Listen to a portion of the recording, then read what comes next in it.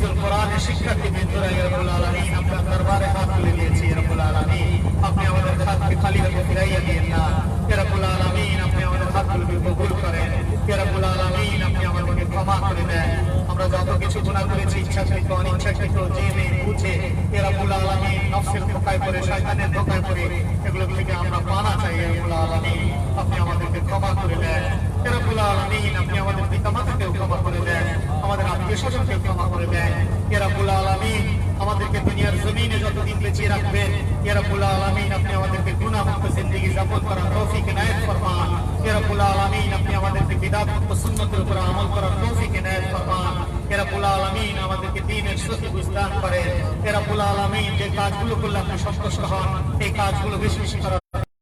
ফরমান ইয়া রাব্বুল আলামিন যে কাজের কারণে আপনার রাগ গুসা তৈরি হয় এই কাজ থেকে আমাদেরকে বিরত থাকার তৌফিক ইনায়েত ফরমান ইয়া রাব্বুল আলামিন আপনি আপনার খাঁটি বান্দা হিসাবে আমাদেরকে কবুল করে নেন ইয়া রাব্বুল আলামিন রাসূল আকরাম সাল্লাল্লাহু আলাইহি ওয়াসাল্লামের খাঁটি উম্মত হিসাবে আপনি আমাদেরকে কবুল করে নেন ইয়া রাব্বুল আলামিন আমাদের এই সফরখানাকে আপনি দ্বীনের জন্য কবুল করেন ইয়া রাব্বুল আলামিন এই সফর সঙ্গীদেরকে আপনি